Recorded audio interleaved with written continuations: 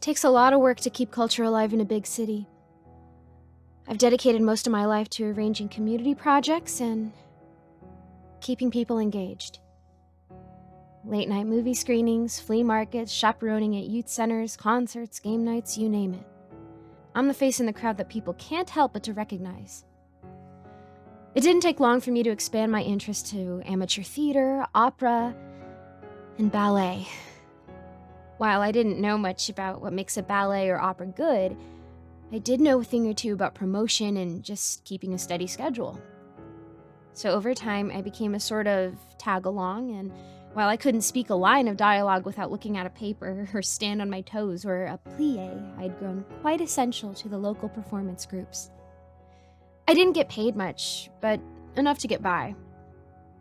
I had a total of 16 so-called micro jobs that paid the bills. But I'd been looking to get into something a bit more stable.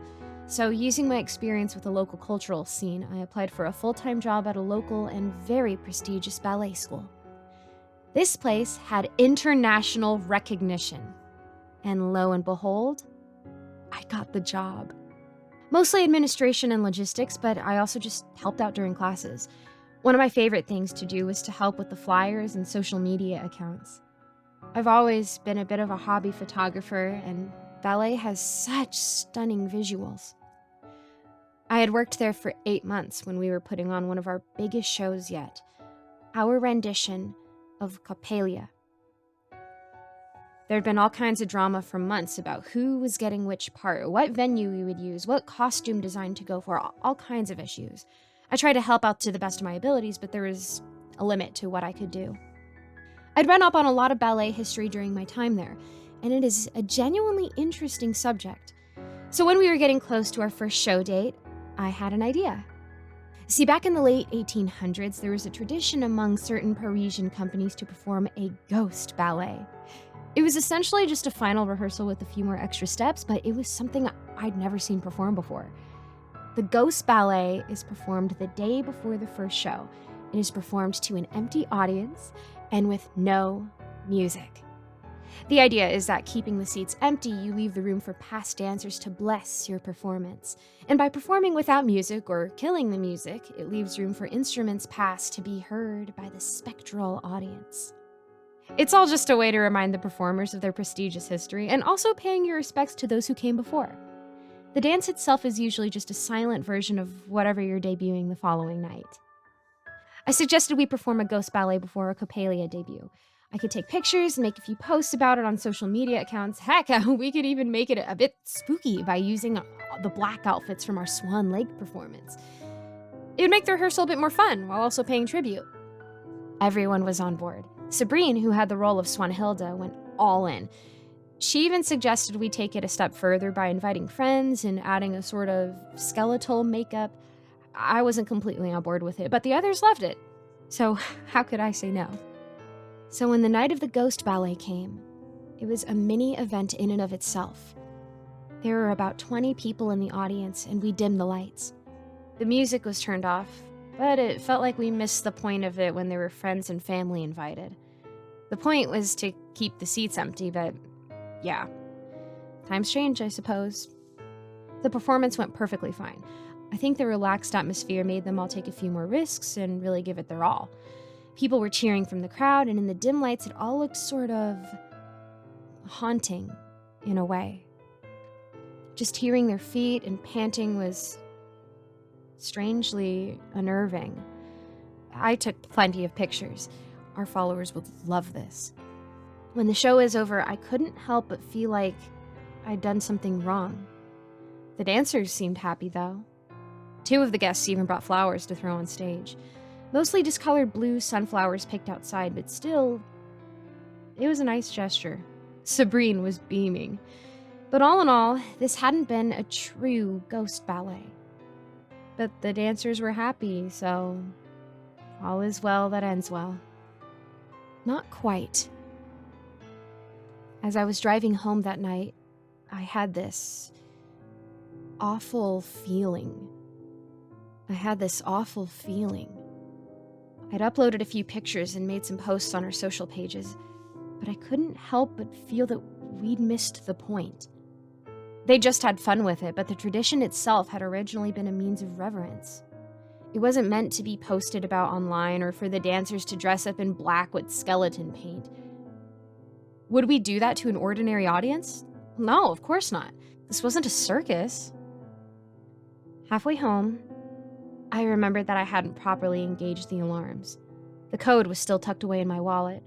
Sure, I'd locked the doors, but without any alarms, anyone could just pick the lock and walk right in. It would probably be fine, but I felt like I had to do something right. If only just one thing. So I turned around and drove all the way back. I heard my phone ding over and over with likes, shares, and messages. The Ballet After Dark aesthetic was an interesting take and made for great pictures. Maybe it would inspire something new someday. Once I got back to the venue, I double-checked all the doors and windows. Not only had I missed turning on the alarm, I'd left one of the back doors unlocked. As I locked the place up and turned off all the lights, I hurried through the main hall to lock down the side doors. As I was about to turn off the alarm, I noticed something. A single light that refused to turn off. It wasn't one of our spotlights, as the light flickered like a flame. I heard the unmistakable sound of footsteps. "Anyone here?" I called out. "Sabrine?" No answer. Without a word, someone walked out on stage.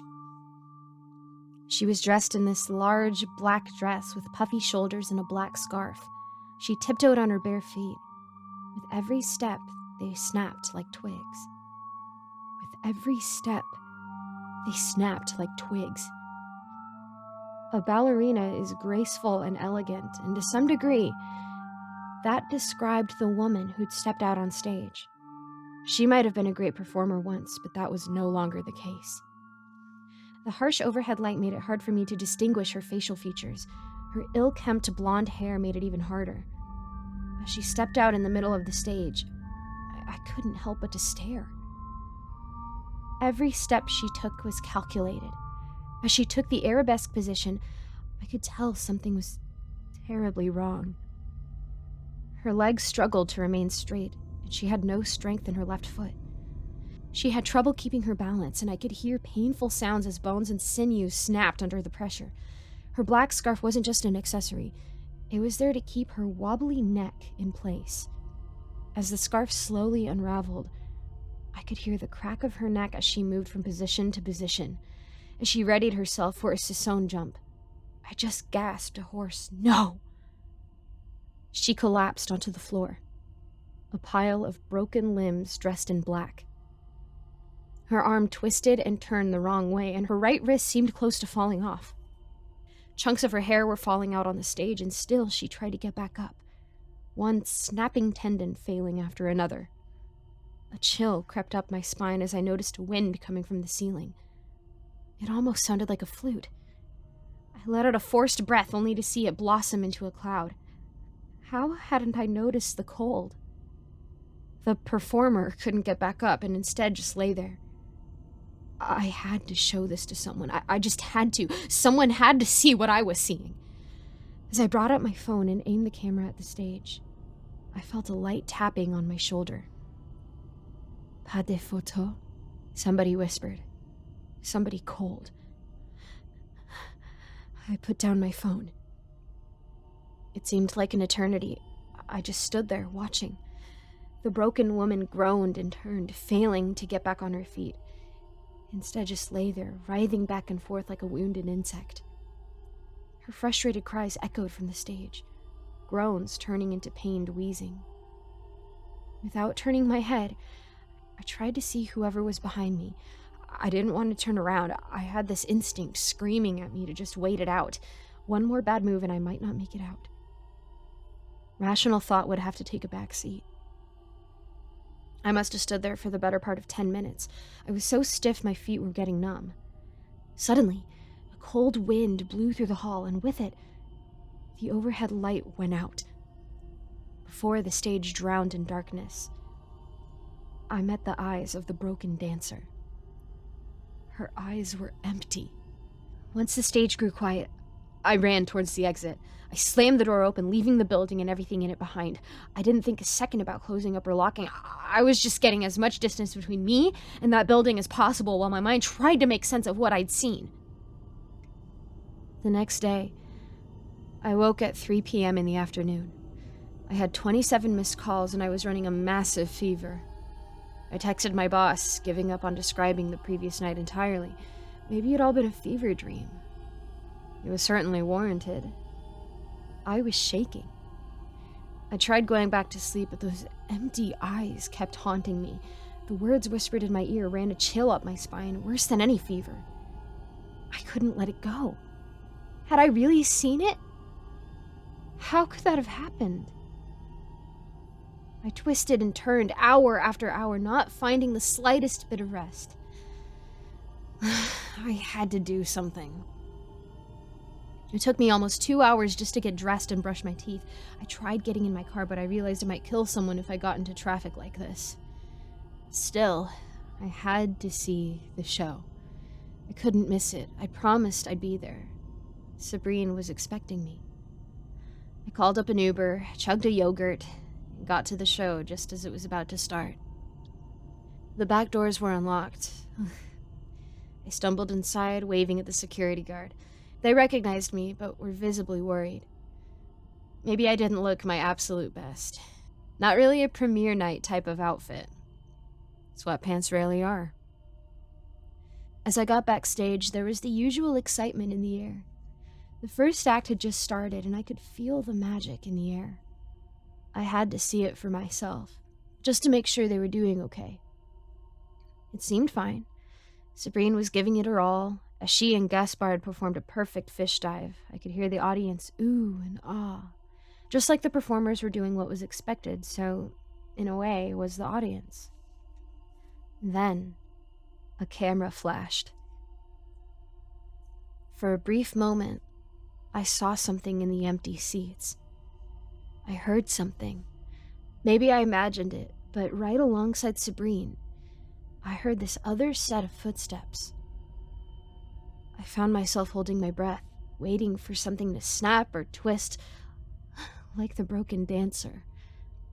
It struck me how, even with all her training, all it took was for a misplaced step for the show to be over. Another camera flash. I looked at the other dancers backstage. We have to... I couldn't find the words. My mind cramped.